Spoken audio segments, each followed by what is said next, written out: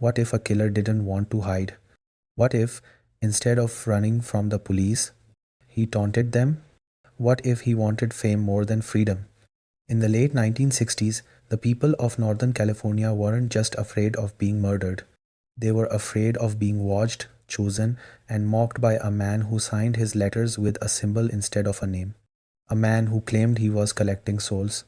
A man who turned murder into a twisted game. And more than 50 years later, we still don't know who he was. This is the true story of the horrifying murders of the Zodiac Killer, America's most chilling unsolved mystery. But before that, please subscribe the channel. It will motivates me to create more interesting content. Let's start. Before the Zodiac Killer, America still believed in certainty. Criminals were caught, justice eventually arrived, and serial killers were rare, misunderstood anomalies. The late 1960s were chaotic politically and socially, but most people believed crime followed rules. The Zodiac shattered that belief. He didn't follow patterns. He didn't stay silent. And he didn't disappear after killing. Instead, he inserted himself into public life. The Zodiac Killer wasn't just committing crimes, he was creating a spectacle. December 20, 1968. Lake Herman Road, a dark, isolated stretch between Benicia and Vallejo, often used by young couples. That night, David Faraday, 17, picked up Betty Lou Jensen, 16. It was their first date. They parked in a gravel turnout, unaware that someone was watching. Sometime after 11 p.m., another vehicle pulled in. What followed happened fast and silently. David was shot and fell near the car. Betty Lou ran. She didn't make it far. When police arrived, they were confused. There was no robbery, no clear motive, no connection between the victims. The case was logged as a tragic but isolated crime. They were wrong. Weeks passed, then months. No suspect, no confession. Parents worried. Teenagers stayed home. But life moved on until July 4th, 1969, Independence Day, Blue Rock Springs Park. Fireworks in the distance. Inside a parked car sat Darlene Ferrin, 22, and Michael Maggio, 19. A car approached, left, returned. A man stepped out. Shots rang out. Darlene died from her injuries. Michael survived barely. Then came the phone call. At 12:40 a.m., Vallejo police received a calm voice. I want to report a double murder. The caller described both this attack and the Lake Herman Road murders. Then he hung up. For the first time, the killer wanted to be known. In August 1969, letters arrived at newspapers. Cryptic messages, ciphers, threats. The writer called himself the Zodiac. One cipher was cracked by civilians.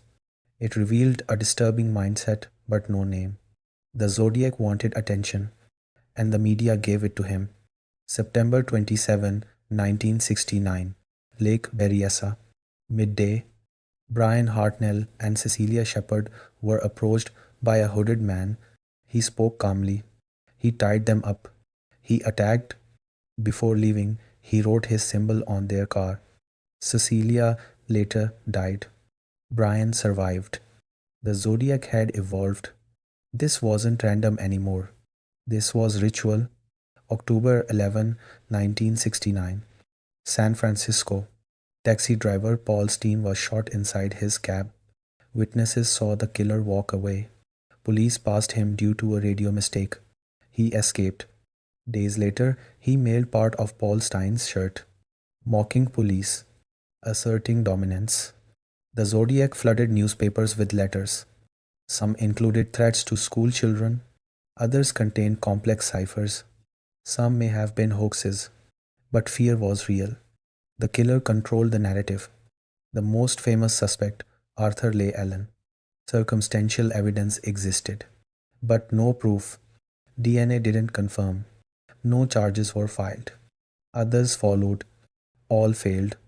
By the early 1970s, the Zodiac investigation had become one of the most complex criminal cases in American history.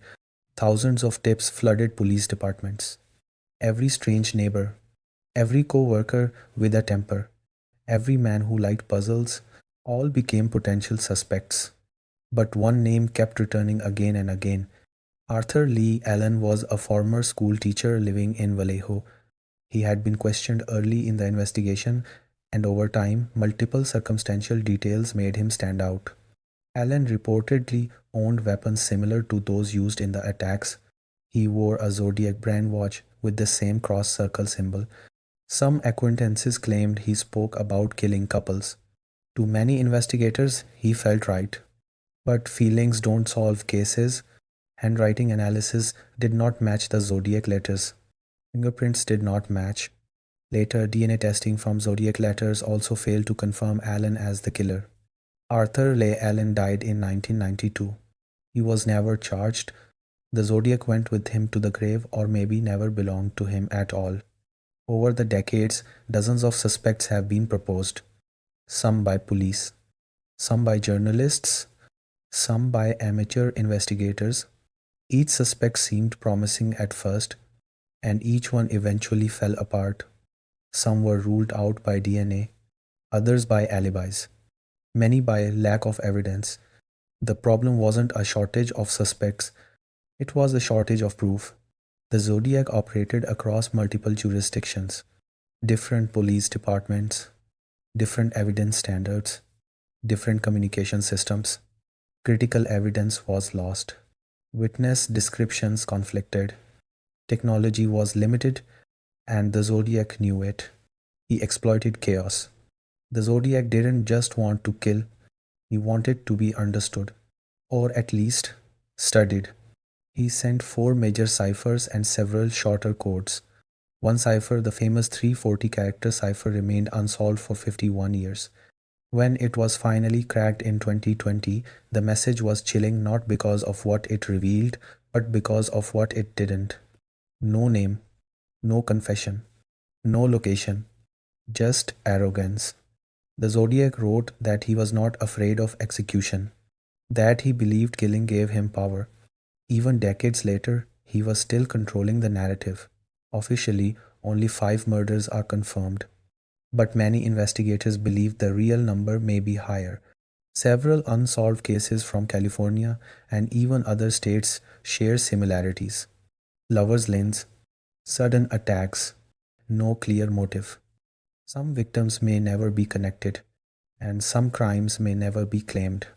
Because the Zodiac didn't always need credit, sometimes fear was enough. The Zodiac Killer became more than a criminal. He became a symbol.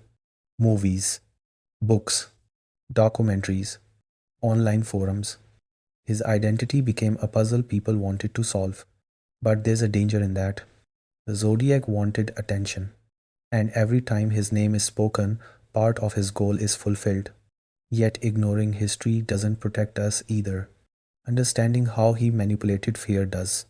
The Zodiac succeeded because of limited forensic technology, poor interagency coordination, media manipulation, public fear, and sheer randomness. He didn't fit the patterns investigators expected, and by the time patterns emerged, he was gone. Eventually, the letter stopped. No announcement, no explanation, just silence. Did the Zodiac die? Was he imprisoned for another crime? Did he simply stop? No one knows. What remains is a shadow, a reminder that some mysteries never resolve. And maybe that's the most frightening part, because the Zodiac Killer didn't just vanish, he left behind a question mark, one that still waits for an answer. If this story kept you watching, make sure to subscribe the channel because some mysteries deserve to be remembered and we uncover them here. Thanks for watching.